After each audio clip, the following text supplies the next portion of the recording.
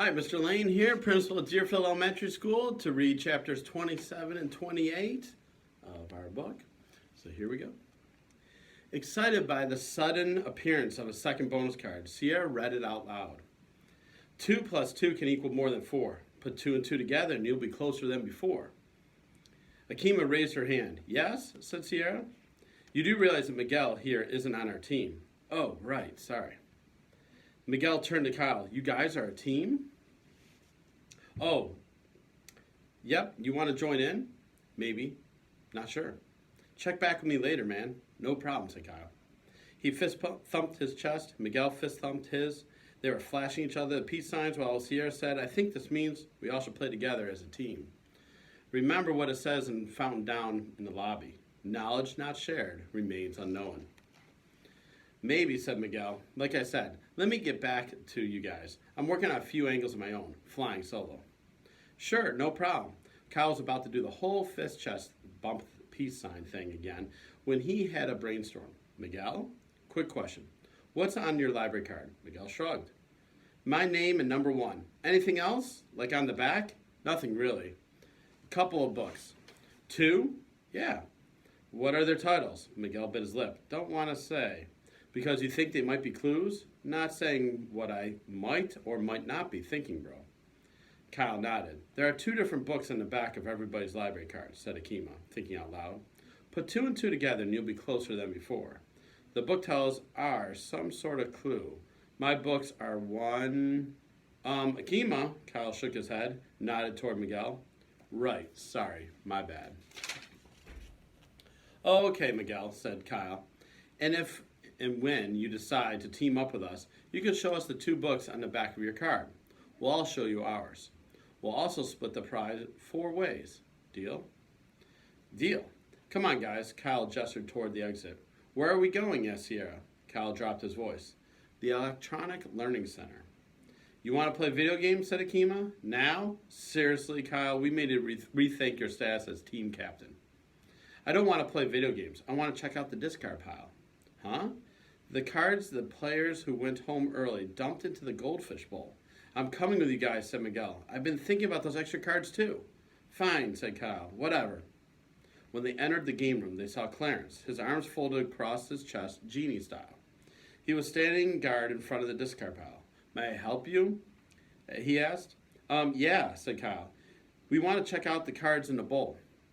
Sorry, said Clarence. You can't have them. But, Mr. Lemoncello, his face suddenly appearing on every video screen in the room, you can win them. Dressed in a polka-dotted bow tie and snazzy jacket like a game show host, Mr. Lemoncello had one arm resting on a slender plexiglass podium. Behind him, Dr. Zinchenko, all decked out in sparkly red mini dress, looked like the models that point to prizes on TV. Are the 4 of you ready to play Let's Do a Deal? Mr. Lemoncello said that he pushed a big red button on his podium. A pre-recorded studio audience whistled, cheered, and applauded. What's Let's Do a Deal? Asked Kyle. My first game to ever be turned into a TV show. Brought to you by Lemon Pledge. Dr. Zinchenko started singing, Lemon Pledge, very pretty, put the shine down, lemon good. Thank you, Dr. Z, said Mr. Lemoncello, bopping the button to make the audience cheer again. Now then, kids, here's the deal. Solve one simple picture puzzle, and you 4 win the 5 library cards in the bowl. And if we lose, simple. Each of you loses his or her library card and it adds to the discard bowl for our next lucky contestants to try and win. He banged the red button again. The audience cheered exactly the same way they cheered before. Kyle turned to the others. What do you say, guys? Let's go for it, said Akima. Sierra nodded. Miguel, I'm in, bro. You're joining our team. Absolutely. They knocked the knuckles to seal the deal. Mr. Lemoncello must have whacked his button again because the Can Studio started cheering. Kyle wondered what the sound effects would be if he and his friends lost their library cards playing Let's Do a Deal. Probably groans. And weeping. Lots of weeping. All right, chapter 28. Now then, said Mr. Lemoncello, are you ready to play risking everything for 5 little library cards? Kyle swallowed hard. Then he nodded. All right, you maniac McGee's. Here's the picture puzzle.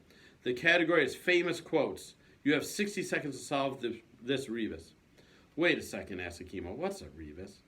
You figured out the word in a phrase by looking at pictures and symbols, said Kyle. For instance, added Miguel, the letters R and E plus a picture of a school bus would equal rebus. Oh, okay, said Akima. So, if you guys say so, are you ready to play? Asked Mr. Lemoncello. Kyle looked at his teammates, who nodded. Yes, sir. Then, on your mark, get set. Go, dog, go! Mr. Lemoncello's image disappeared. Tick-tock clock. Music started playing. The video screens all projected the same picture.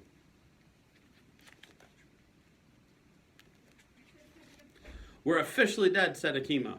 55 seconds, said Mr. Lemoncello. Okay, we break it up 4 ways, said Kyle. The first and third rows are similar. I'll do them. I'll do the last one, said Akima. I'll take the second row, said Miguel. I'm 4, said Sierra. 50 seconds, said Mr. Lemoncello. Everyone went to work.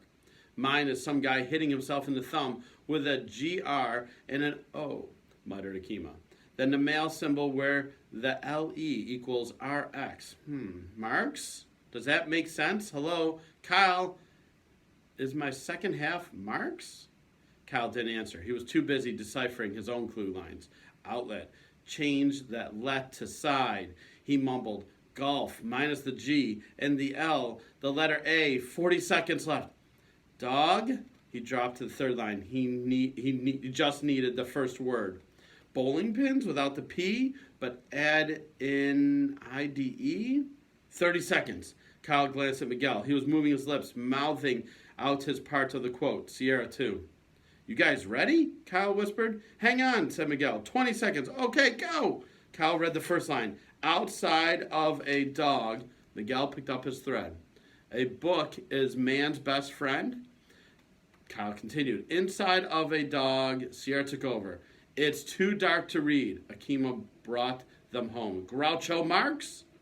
Is that your final answer? Asked Mr. Lemoncello. Yes, said Kyle.